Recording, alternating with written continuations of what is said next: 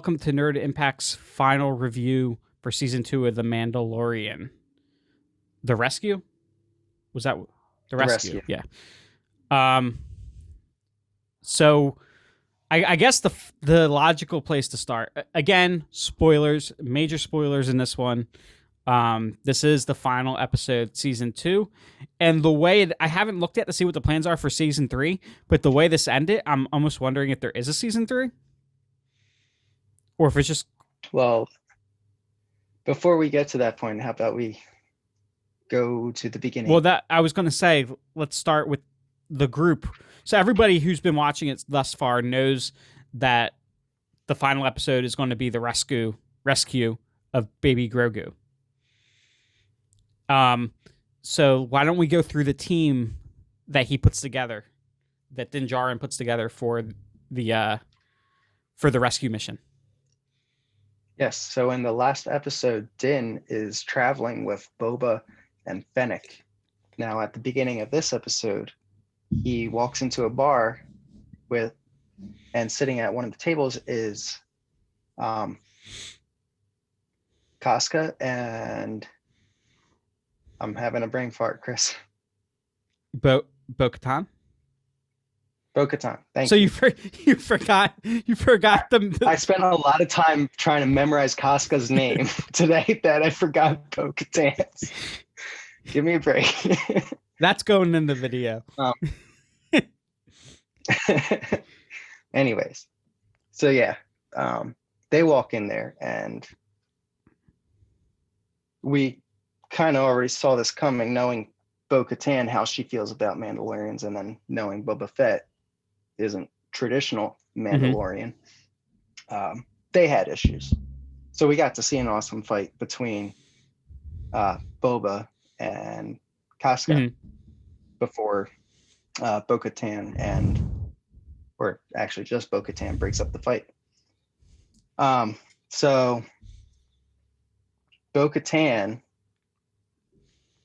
ultimately agrees to help Din retrieve the child, or Grogu, so that she can get the Darksaber back and take the ship. Take the ship back to Mandalore. Mm-hmm. And so the ragtag team here, we got Bo-Katan, Casca, Boba Fett, Fennec, and Cara Dune. Now, were you surprised Grogu. that we didn't get Ahsoka? No. I was already having the feeling that we weren't going to see her for a while. Mm-hmm. Well, but especially knowing she's going to be in her own series, that actually made me more convinced that she would be showing up. Yes, it's more of a guarantee that she would have more cameos, but for me, I kind of had the sense that she wouldn't have too much screen time in The Mandalorian. And the other thing that made me think they were going to show her was that they showed the whole team in the recap, everybody that you knew was going to be on it, and they showed Ahsoka. Oh, did they give? Yeah. Okay, so Disney once again played a little bit deception, which I like, by the way, because I'll harp on it all the time. Spoilers suck. But yes. So you do. Hold on. One thing that you brushed over that I want to make sure we get very clear here, because for a long time it's been debated whether or not Boba Fett is considered a Mandalorian, or whether or not he considers himself a Mandalorian. And the last episode, it seemed like not the last episode, but when he came back for the what was that episode where the tragedy? Mm-hmm. They made it seem like it was confirmed that he does consider himself a Mandalorian. But then in this episode, he flat out said that he doesn't. Or that he never said he was a Mandalorian, rather. Yeah, well, it's kind of a gray area because his father fought in the wars. His father is flat out Mandalorian. He's a foundling. Which is the point that Bo-Katan makes about his armor. It wasn't. I forget how she put it. Something like it was just handed to him. It wasn't earned. officially his. Yeah. Yeah, but I think the way that Din was raised, because Din seems to think that that your father's armor is your armor. Din saw honor Yeah. in his father, so he allowed Boba. Well, but I think it also might be a difference because remember, there are two different sects of Mandalorians. They have different beliefs. Yes. Mm-hmm. So that was kind of an interesting thing to see. And also, they harped on him being a clone and kind of made it like since he's a clone, he's less. Mm-hmm. But that actually reminds me of the episode of Star Wars that we just watched, Clone Wars, where Yoda tells all the troopers that even though that they're clones, they're all different in the Force. Yes. Because, well, and as some, I'm not going to say most people, but some people who've studied biology to some extent know that a clone really is just like a child or a twin. Like it's not, a clone is biologically still a person, as is what I'm trying to say. Yes. Like in vitro fertilization isn't that all that different from being cloned. But anyway, so the Trojan horse thing. What did you think about that? I thought it was a great plan. I didn't expect it to work. I thought Moff Gideon was kind of naive, allowing the shuttle to come aboard their ship. Yeah, that was a little weird. But I think that's part of what they've been trying to drive home to us in the last couple of episodes is that the Imperials or the Empire, they're still human. Like they still care about each other. They're not all that different than the Republic. Right. Or I shouldn't say that. There's similarities. Right. Like they have their own beliefs. They both believe what they're doing. Yeah, when Cara Dune and Din went and got the doctor back, that the one stormtrooper, or not stormtrooper, but Imperial soldier, the pilot, the co-pilot, the pilot, yeah, was talking about all the lives that were lost. Like it's easy for us to forget that because in traditionally in the movies they've been used as cannon fodder, so they're dehumanized. You don't think about them as people, and I think Star Wars is trying to bring that back. That these are human lives. I personally, just a side note, would have liked to see that co-pilot become something because of who played that co-pilot. The actor that played that co-pilot played Nathaniel Malick, who I believe was the main antagonist of the final season of Agents of S.H.I.E.L.D., but I'm not that far yet. I'm only like halfway through the season. I think he's the main antagonist. Okay. But anyways, he plays a great bad guy. And in that scene, he had that bad guy charm that I got from him playing Nathaniel Malick. I really hope to see that become like a character. Well, he didn't die. No, he got shot in the face. No, he was holding the side of his head, but he never watch the scene again. He never falls over. He's yelling in pain, just holding the side of his head. He didn't die. Are you talking Dr. Pershing or are you talking the pilot? No, the pilot. Oh. I'm pretty sure. I could be wrong on that, but let's take a look at that later. Yes. But anyway, so they Trojan horsed their way in with the Lambda. Mm-hmm. The Lambda, was it a freighter ship? Cargo ship? Shuttle. The transport shuttle. Yeah. So they Trojan horsed their way in with the slave one hot on their tail. And what went through your head when they start releasing the TIE fighters? I wanted to play Squadrons. That made me really want to put on the VR headset and jump back into a TIE fighter. But yeah, I didn't have much thought beyond that. It was just cool seeing the TIE fighters again. And they just, like I said, the last couple of episodes have been so. The first season, I felt like the effects, it felt lower budget, almost sci-fi show to me, like Sci-Fi Channel show, like the better ones, not like the cheap like sci-fi original movies, but like the better series, like Battlestar Galactica, Battlestar or Galactica. Stargate. Well, no, more Sorry, like oh, what was the one that they also at the same time came out with the video game for that you used to play? You know what I'm talking about? It was like a fantasy sci-fi. Yeah. I think it was the first time that they did something like that. Yeah. Where the video game tied in. It started with a D. Defiance. Yeah. Yeah, that was awesome. Yeah, but the first season, the graphics to me felt kind of like Defiance. Or they just felt a little cheaper, is just what I'm saying. This season feels a lot more cinematic, especially the last couple of episodes. Yeah, well, Disney Plus has also had time to grow. By the way, the tragedy was not shot on set. The tragedy wasn't shot on stagecraft technology. It was shot on location. That's awesome. Yeah. Now I want to visit that place. Yeah, but this episode though, it felt so much like classic Star Wars, especially the final battle. But we'll get to that in a little bit. I think we still have a little bit more here to talk about before we get to that. But we did get so once they're on the ship, we got some really cool fight scenes. What was your favorite? Minus the last one. Minus the last one. That actually wasn't mine. Okay. My favorite fight scene was when we finally got to see Din go off against Moff. Mm-hmm. With his Beskar spear against the Darksaber. At any point when Moff was talking about letting him take the child and just leave, did you think it was actually going to happen?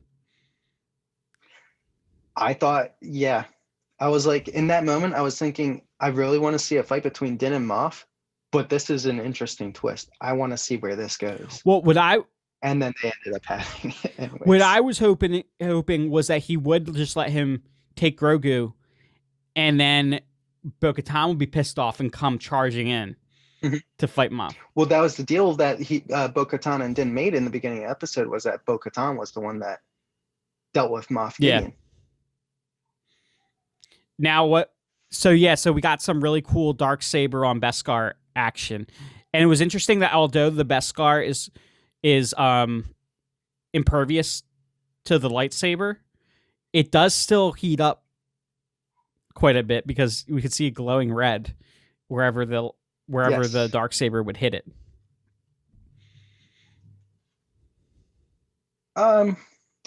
See, that's one thing I noticed. Could just me be too picky, but I noticed the red on the spear, but when Moff Gideon hit his armor, I didn't see the red, or I didn't notice any red. Yeah, no, I know what you're saying. That doesn't make sense. At one time he hits the that rocket launcher that he has. He hits that plate, and it's on it for like a second or two, just like when he hits his spear, but that part didn't light up. Okay, well, I guess it's not too big of a thing, but yeah, but you and I though are nitpickers for details. Yeah. We should be like we should offer up some quality control for these things. Be like, hey, show us this episode before you release it. Dude, if we're gonna do quality control, I want to go back through Transformers 2. It's too much. It's gone. We're abandoning it. All right, but so other than that fight, so I thought it was a really cool scene when Bo-Katan, damn it, Nick, you're contagious. Bo-Katan and what was the one whose name you burned into your brain? Casca. And Casca, when the stormtroopers come in at Cara Dune and Fennec, and they fly off the sides and they come back up when the stormtroopers come out the other end. That was a pretty cool, cool battle. So talking about the Moff Gideon thing, let's talk a little bit about what happened and what it could mean for the future. So Din Djarin ultimately got the Darksaber through combat, the way you're supposed to obtain it. And Bo-Katan would not let him just hand it over to her. Because as Moff Gideon says, the power comes from the story. You need to obtain, to be seen as the leader of Mandalore, or the ruler of Mandalore, you need to obtain the Darksaber through combat. So is Bo-Katan, if I'm still assuming there's a season 3, so should we assume in season 3 at some point we're gonna get Bo-Katan going after the Darksaber, have her actually as more of a antagonist to the series? Excuse me. I think so. I think she's gonna be. She had a menacing look in her eye. What I didn't understand though, why didn't Din, and I guess they could, if they wanted to, it'd be kind of weird, but start off season 3 this way. But he could just give the Darksaber to Moff Gideon and be like, here, Bo-Katan, give her the the spear, the Beskar spear, and just let her, because clearly he's not that good of a combatant. And I'm still pretty sure, I mean, as good as Din is, I would assume that Bo-Katan is still a better fighter. Well, would you want to risk giving Moff the Darksaber again? Oh, you just stand by with your laser rifles or whatever they call it, their blasters, locked on them, and things go south, just shoot them. Okay. And what if Bo-Katan doesn't win? Well, set phasers to stun, Star Trek style, and then we just wake him up with a little incense under his nose, and they go back at it until she gets it. There you go. Okay, so now we're at this final battle, though. So Din was overwhelmed by one Dark Trooper, right? And then we got a shit ton of Dark Troopers coming in. Yep, all the ones that he vented out come straight back. Yeah, so we get a bunch of Dark Troopers coming in. And then, so I like the way they did it. First on the camera, I did think it was Ahsoka at first, because they show it on the camera so that you can't tell what color the lightsaber is.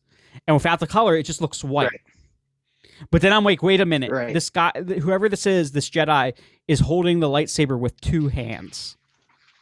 It's one lightsaber. Yes. And then the first thing they show when they cut the color is the green lightsaber come out. And you know who it is. I was like, Luke? I knew who it was when we finally got a slow close-up look at the saber itself. I recognized his actual, like, the handle. Well, what about when you see the black glove with his robotic hand on the saber? I didn't notice. Oh, you didn't notice that? I just noticed the detail of the saber and knew it was Luke's No, they saber. showed his robotic hand. Well, the gloved hand. Yeah. And then when he finally, that battle was just awesome when he's just literally slicing through Dark Troopers. See, before he even showed up, I was thinking, Dark Troopers. Din has a dark saber. What if we get to see Din cut down all these Dark Troopers using the dark saber? I would have really liked to. I kind of knew. I knew that it was going to be a Jedi saving them. I felt that was too soon for Grogu to meet up with a Jedi. Mm-hmm. I didn't want to believe it. I mean, I wanted to see Luke when I suspected it was Luke, but I felt it was. Well, too I soon. knew there was going to be a Jedi, but I didn't think that he was actually going to send Grogu with the Jedi, which obviously he did. Yep. Hey, but another pivotal moment. He took off his helmet again in front of everybody. Well, because he wanted to say goodbye to Grogu face to face. Mm-hmm. And did you notice that Pedro Pascal shaved? since the last time we saw him without the helmet. He didn't have any facial hair this time. He looked a little bit more gray, actually. Yeah, but he didn't. I'm pretty sure in the last episode when we saw him take the helmet off, he had a goatee. This time he didn't. It was a little bit heavier, yeah. This time it was more... It was a little bit scruff. patchy. It was just a little bit scruff. Yeah. That was it. I bet you it had to do with filming Wonder Woman, 1984. Oh, he's in it. He's the main villain.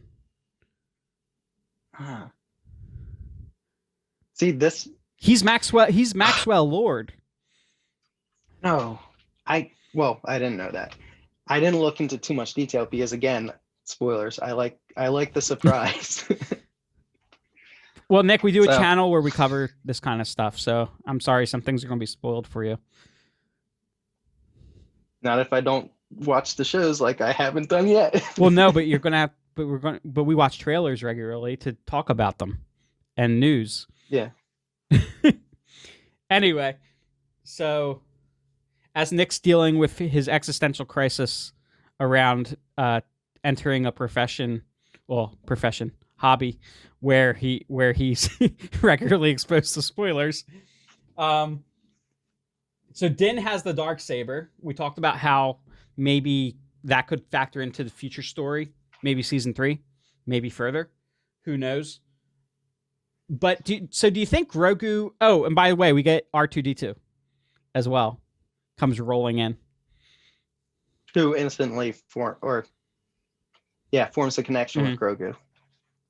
And by the way, Luke in this... So I looked it up because I was curious. Because they do credit Mark Hamill in the credits. So I didn't know to what extent he was in it. He did the voice, and two different actors. One is the body double for them to superimpose this CGI face. It is a CGI face, and you could kind of tell that it was a little weird sometimes. Yeah, he didn't move, like his muscles didn't move too much, and he didn't open his mouth too much. It looked like speak. He had a lot of Botox. Yeah. And so there was a body double for the CGI face, and then there was another body double or stunt man that did the actual fighting. And then Luke Skywalker himself, though, Mark Hamill, did in fact do the voice of young Luke.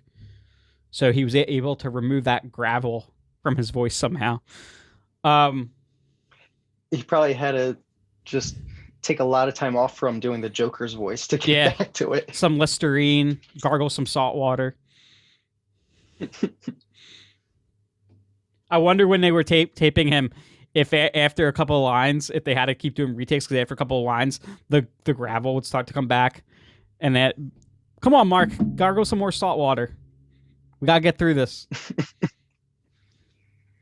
So where do you think Din is going to end up in season 3? Where do I think Din is going to end up in season 3? Mandalore. I think he's going to take the Darksaber back to Mandalore. Yeah, and maybe not rule Mandalore, but do some type of reform. But I can't imagine that he's not going to try to figure out a way to get it to Bo-Katan. Because he doesn't want it. He doesn't want that role. He's probably just going to give her a fight. Like, they never said that you had to kill your opponent. Like, he never killed Moff Gideon. They could just duke it out and not kill each other. Right, but unless he's... I think the issue there, though, is I think Bo knows unless he's fighting for his life, it's not going to be a legitimate fight. So I think she's going to try to kill him. Because it's not necessarily that she wants to kill him, but it's the only way that he's actually going to put up a fight. Or what if because he won't give her a legitimate fight, what if she goes after baby Grogu to entice him to fight? That's dark. I think that's a strong possibility. I thought you were going to say it's dark. It's too dark. I don't think they'll do that. But yeah, well, that's the other question. Is baby Grogu just going to be out of the show now? Or do you think something happens where they have to get him back? Well, we know he's not there in episode 7 Mm-hmm. or 8. So, yeah, 40 years is a long time. Wait, how long is the difference between Something like that, like then something like 40 years, right? maybe 20 to 30. Yeah. So Because remember, Kylo yeah, Ren's not supposed to be all that old. So I would say he's about 30. yeah, that seems about right. But remember that we don't know how many temples Luke opened back up. We don't know exactly what was going on. There could be, although it is implied that all the remaining Jedi were slaughtered, right? Yes, they're starting from scratch. Well, no. I mean, in The Force Awakens, wasn't it implied there that Kylo Ren and the First Order had slaughtered all the remaining Jedi? I think so. Unless if what if Grogu becomes one of the Knights of Ren we just haven't seen? Remember, the Knights of Ren also wore masks. Was there a very like Ewok sized Knight of Ren?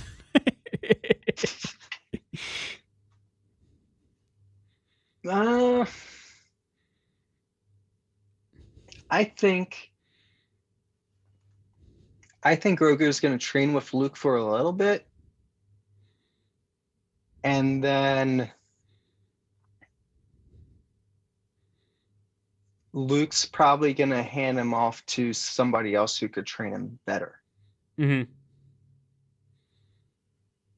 And then at that point, we might see him reunited with Din. Mm-hmm. Yeah, maybe Ezra from Rebels. Oh, I'm not familiar with Ezra. Okay, well, he's the Jedi that everybody thought was going to be the one to show up. Maybe he's training with Luke. Maybe it's like a Obi-Wan, Anakin, Ahsoka thing where you think it's going to be Obi-Wan doing the training for Ahsoka, but then it ends up being Anakin. It might end up being Ezra with, Luke taking the Obi-Wan role. Now, okay, so then we had an after credit scene.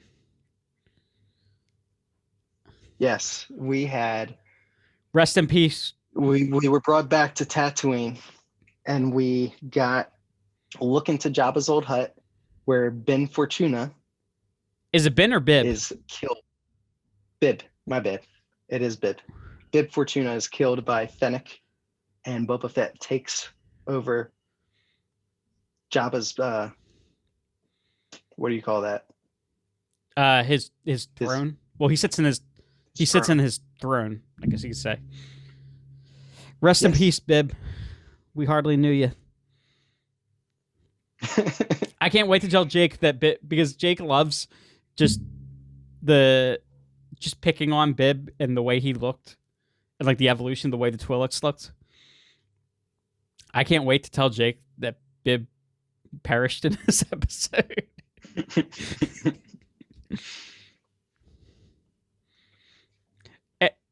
This Book of Boba series, though, where do you think that's going to go?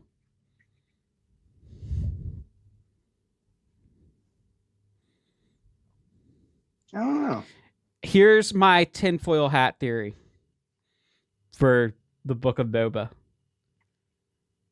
There is a Jedi that has long been rumored in fandom that people believe, because we never actually saw him die, is out there somewhere. Obi-Wan? No, we know Obi-Wan's dead at this point. Not Mace Windu. Yes, and Mace Windu. Was Mace Windu not the one that killed Jango Fett?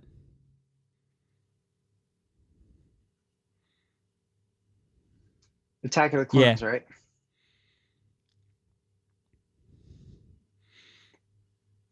I gotta rewatch I'm fairly that. certain he did. He decapitated Jango Fett right in front of Boba Fett, and Boba Fett picks up his dad's head. Dude, what if we get Mace Windu? Revenge against Mace. Yeah, what if we get Mace Windu coming back as the antagonist for this series? Hey, he's gonna be on Disney Plus anyway. Samuel Jackson's got another Disney Plus series coming, the Secret Invasion. So he's gonna, and I think they're using the I think they're going to be using the stagecraft probably, so he'll be on the set.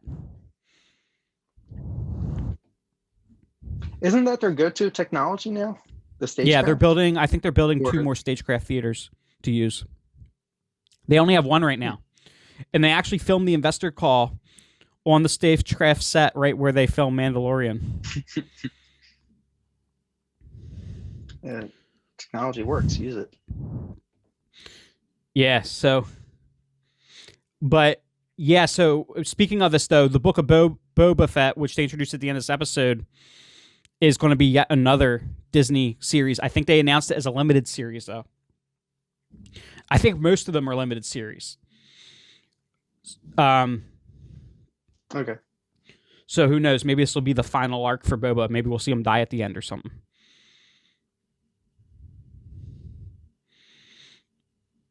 Could be. But, yeah. And any other Star Wars news you need to get out there, Nick? Or talk about? I do want to point some attention towards a little theory. Mm-hmm. I kind of have this feeling that maybe Din, in a way, is Force sensitive. Everybody is connected to the Force in some way, shape, or form. I think everybody has the propensity to be Force sensitive. Right, but I'm wondering if that has something to do with the connection that he formed with Grogu. I think that would cheapen the father-son relationship. Okay, I'll give you that. But I do think that I hope they don't necessarily do a lineage thing, but I do think Din may be more important than we realize.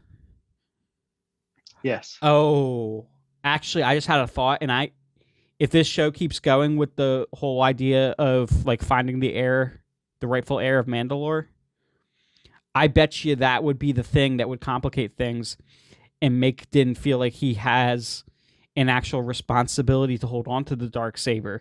If he discovers his actual lineage and what if Din is the rightful heir to Mandalore? That would actually make a lot of sense. And then he would have no choice. I gotta look back into the story behind the attack when he was young. He would have no choice then but to fight to keep Mandalore. Yeah. I think you're onto something again. You were onto something when you suspected Luke would be brought back into the series. Yeah, I'm pretty good sometimes at predicting storylines. Actually pissed Jake off last night because about like a half hour before the actual end of the movie, I said what I thought was going to happen at the end of Fat Man. And I was completely right. He's like, damn it, Chris, you ruined it again. Well, but I think that's all. Is that all the Star Wars news we got? For me, it is. Yeah, so this is it. This is our final episode of Mandalore. Nick, you and I need to figure out what the next show is. We're going to start to have a weekly show on. I think January starts our Marvel shows, though. All of which ones? I think the first one is WandaVision. January 5th. And then Falcon and Winter Soldier following shortly after, Yeah. Right? And then I think they just continue throughout the year, basically. Okay. Then, yeah, that sounds like a plan. And I don't know if we're going to have to wait until next December for a Star Wars show. That's when Boba Fett drops. But they did say they were going to have a new show in the investor call. I believe they did say a new show or new content was going to be released every week for the next year. I think once the new year starts, I think they're just going to keep releasing, because they have so many new shows. I think they're just going to keep releasing new shows or movies throughout the year. So I wouldn't be surprised if some of those new Star Wars shows actually drop before Boba Fett in December. I think so. Yeah. All right. Well, that'll do it. That is the end of our series of Mandalorian reviews. Hope you'd enjoy it. You enjoyed it. Please stay tuned for tons of new content coming from us. Incoming weekly, I think for the holidays, is going to be on hiatus a little bit. We'll probably have some reviews dropping here and there. Probably have, as I mentioned, me and Jake watched Fat Man last night. So might have a Fat Man review coming at some point and maybe some other content for you. And then come January, we'll probably pick up full speed ahead again. All right, guys. Well, that'll do it for our series of season 2 Mandalorian reviews. Everybody have a really good Christmas. And don't forget in January to check back for brand new content. We'll have some stuff dropping before then, but that'll kick off our regular incoming weeklies again, and we're probably kicking off in January our Marvel Disney Plus series reviews. Don't forget to like, comment, and subscribe on Facebook as well as YouTube, and be sharing our videos if you enjoy them with other people that you think might also enjoy them. So until next time, stay nerdy.